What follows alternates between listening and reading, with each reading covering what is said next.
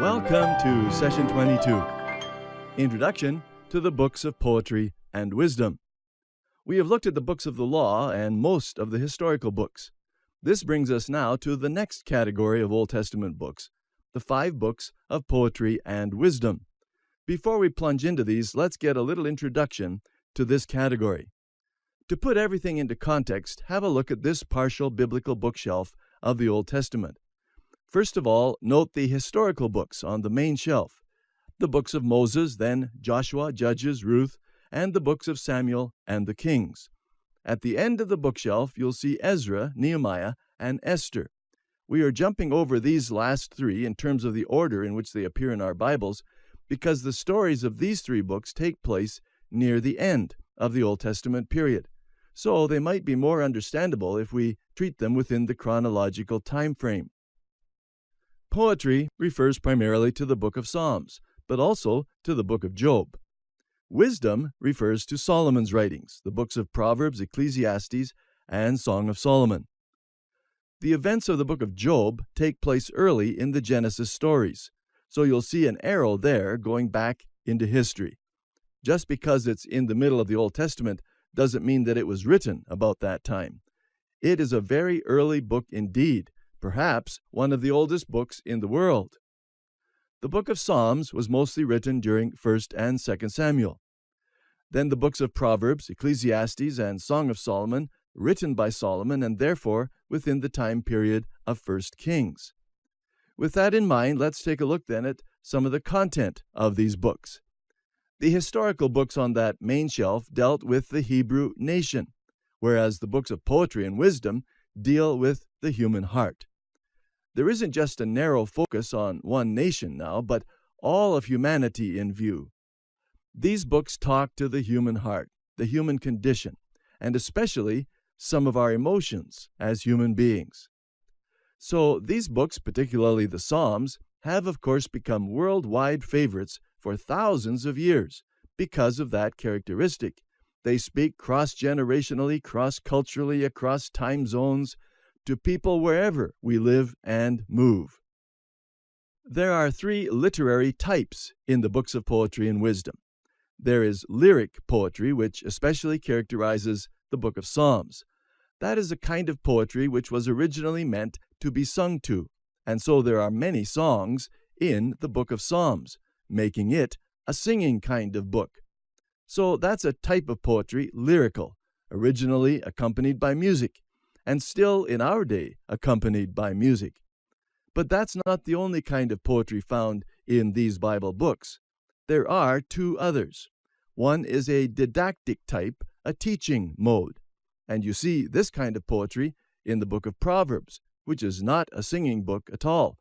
It's a teaching type of book. And so is Ecclesiastes. In fact, Ecclesiastes is subtitled The Preacher, so it's more like a sermon, a teaching type of poetry. There's a 3rd style of poetry in the Bible, and that is dramatic. This is true especially of the book of Job and the Song of Solomon. Both of these books are not books to be sung to, and they're not primarily teaching books. They contain action within dialogue. There is some action, but it's mostly action that takes place in dialogue, a dramatic type of poetry. The idea of poetry may suggest flowing fonts, light and airy and beautiful words or moods. These books are like that in terms of their form, but it doesn't mean that they don't have tremendously powerful realities. All of these poetical and wisdom books deal with huge realities.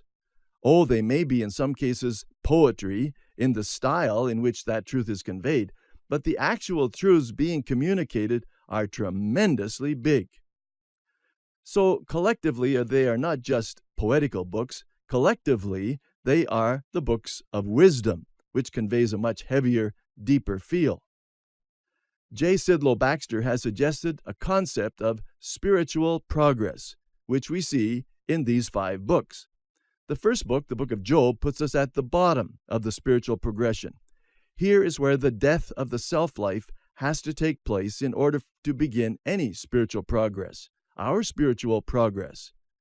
One of the cries that comes out of Job's heart in the midst of his difficult experiences is this: "Oh, that there were someone who could stand between me and God and mediate on my behalf." He had a controversy with God, and he wanted a lawyer, as it were, a mediator, to stand between him and God and bring the two warring parties together. A great cry and a great desire for a mediator. That is where spiritual progress begins. For us, too, a first spiritual step arises out of a similar cry of helpless desperation.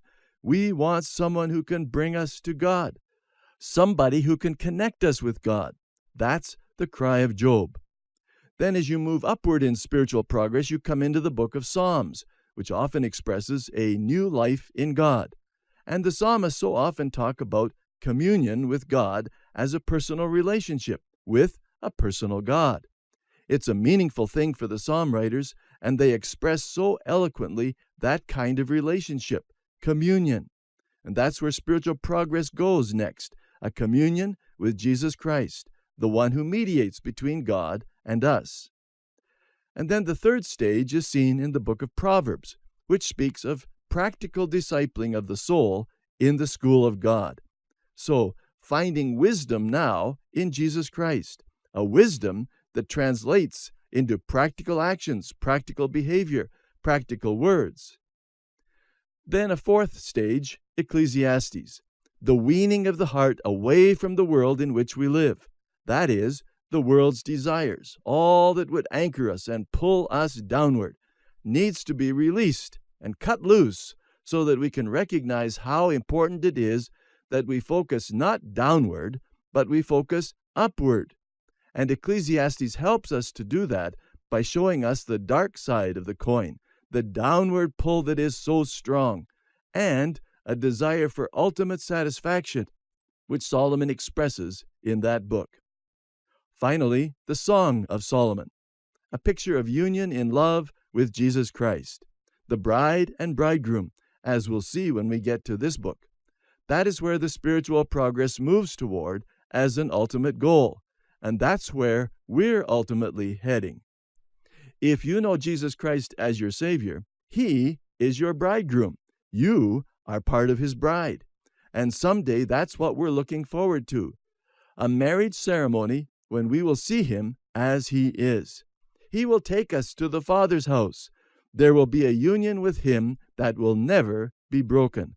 We will be with Him forever and ever. This movement through these 5 books will ring true, I think. However, realize that we cannot move in that direction unless we start where the Bible starts. And the Bible starts with Job. And this progression begins there too. We can't have the kind of oneness and communion with Jesus Christ as the Song of Songs demonstrates unless, first of all, we begin with the experience of Job, the death of the self-life, and something of the lessons which he teaches us through his own life story. So be sure to join me for our next session together when we get into Job's dramatic story.